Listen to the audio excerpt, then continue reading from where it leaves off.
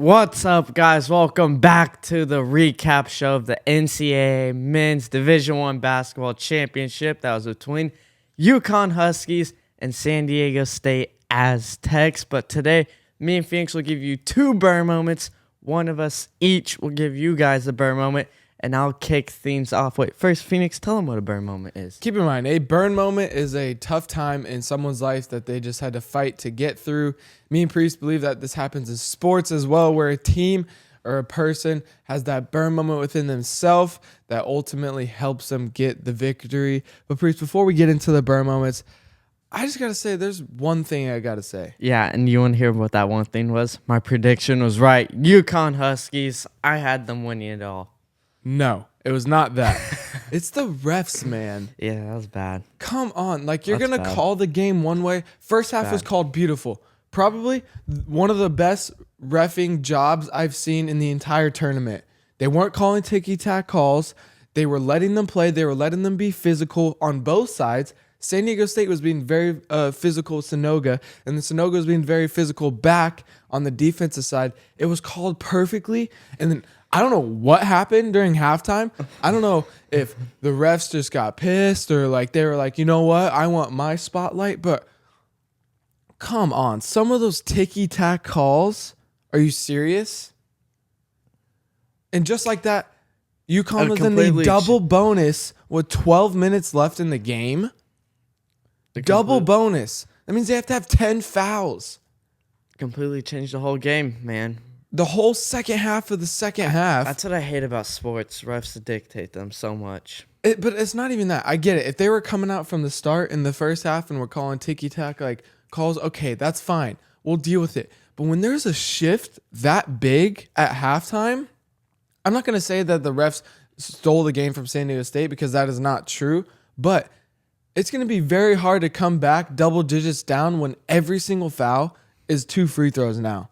That's leading me right into my burn moment whenever you said, what'd you just say about San Diego State? How it wasn't even close? Well, I was just saying that it's super hard to come back That's double digits when every single time you're going to foul them, whether it's an offensive foul, defensive foul, is 2 shots. And they got one of the best free throw teams in the country on the other side.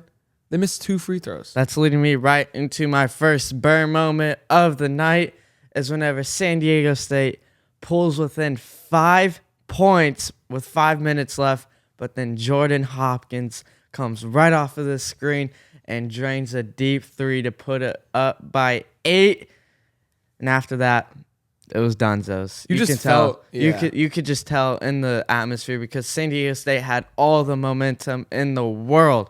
And if Jordan doesn't make that 3, you never know what happens. Does San Diego State get it within 3 or do they get it within 2? Yeah. So I think that was a big shift in the whole entire basketball game last night was that 3. So that was my burn moment. Yeah, you just felt the life get sucked. Even for me, I was just like, are you kidding me, dude? Like, are you serious? Like, San Diego State's going on this nice little run. They're getting stops. They're making nice buckets, actually finally attacking the hoop. And then without missing a layup. 8-point game. Missed shot. Terrible 3 choice, by the way. When they went down after they're down 8, they went down and just hucked up a 3. Terrible shot. Boom. Up 10. Up 13. Game's over. Just like that. I don't know. It was tough. UConn's good, man. They equally are as good on the defensive side as they are as San Diego State, and offensively they're just 10 times better than San Diego State was last night. I mean, you can't turn over the ball 11 times in the first half and expect to win the game. Yeah. I don't know, but it sucks. It sucks. But all right, moving on to my burn moment. My burn moment was actually a little bit before that. San Diego State went on a 9-0 run. They cut it to actually 6. It was 56-50, and at the 7-minute mark, I believe it was Newton. He missed the jumper. They're all battling down at the rebound. Gets tipped up a bunch of times, and somehow Sonoga tips it back into the bucket. And it's an 8-point game. I mean, a 9-0 run. San Diego State gets that rebound. They're pushing it the other way. I mean, with 7 minutes left, and you're only down 4 3 points, depending if they hit a 3 or 2. With 6 minutes, I mean, it was 6:30 left. That was a big turning point for me, honestly. That was another time where it just like sucked the life out of me. I was like, oh my God, you've got to be kidding me. Every single time San Diego State was crawling back, UConn would just hit a dagger. Every time UConn shot the three, I was like, yep, that's in. Yeah. But that was my burn moment. Sanogo's put back at the 7-minute mark. Definitely changed the entire game. Stopped San Diego State's 9-0 run, which ultimately got them the victory. But that's going to do it, guys. Be sure to follow, like, and subscribe at the Burn Factory Podcast. We'll see you guys for the next prediction show.